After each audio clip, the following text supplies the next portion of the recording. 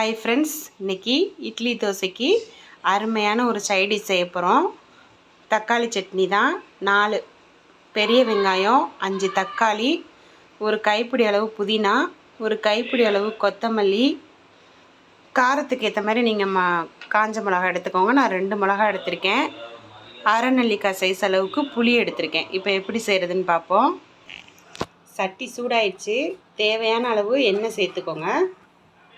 எண்ணெய் சூடாயிடுச்சு. இப்போ பூண்டு சேர்த்துக்குவோம்.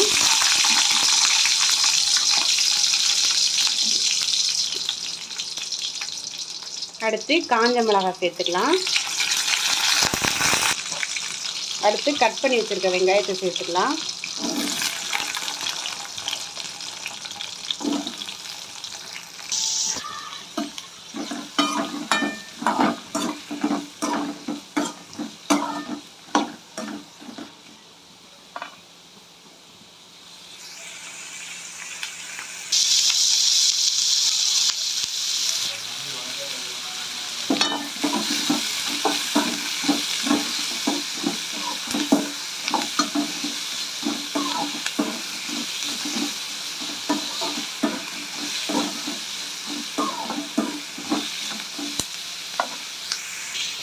அடுத்து தக்காளி சேர்த்துக்கலாம்.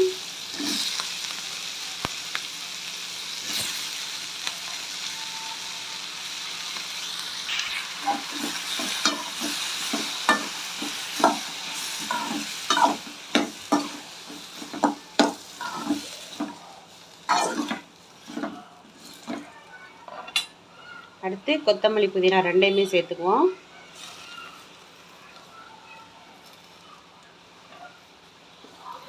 எடுத்து வச்சிருக்க புளியை நம்ம இதில் சேர்த்துக்கலாம்.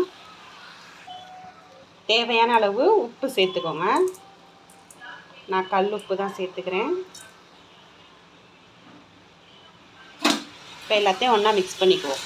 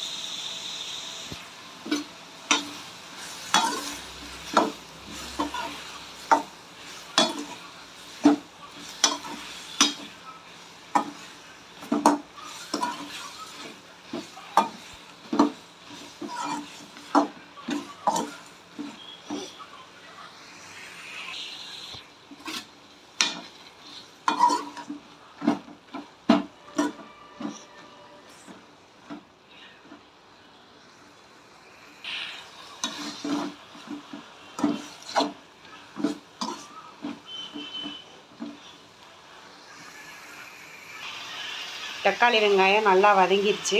இப்போ அடுப்பை ஆஃப் பண்ணிவிட்டு இதை ஆற வச்சுருவோம். வதக்கி வச்சுருக்க வெங்காயம் தக்காளிலாம் நல்லா ஆறிடுச்சு. இதை இப்போ நம்ம ஒரு மிக்சி ஜாரில் மாற்றிக்கலாம். மிக்சி ஜாரில் மாற்றியாச்சு. இதை இப்போ நாம் அரைச்சி எடுத்துகிட்டு வந்துடுவோம். அரைச்சாச்சு. இந்த மாதிரி நைஸாக அரைச்சி எடுத்துக்கோங்க.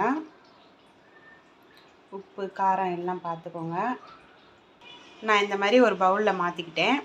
தாளிப்பு வேணும்னாலும் நீங்கள் தாளிச்சிக்கலாம், இல்லை அப்படியே சாப்பிட்றதா இருந்தாலும் சாப்பிட்லாம். டேஸ்ட்டாக இருக்கும். இது மாதிரி நீங்களும் செஞ்சு பாருங்கள். செஞ்சு பார்த்துட்டு எப்படி இருக்குன்னு சொல்லுங்கள். அவ்வளோதான், தக்காளி சட்னி ரெடி.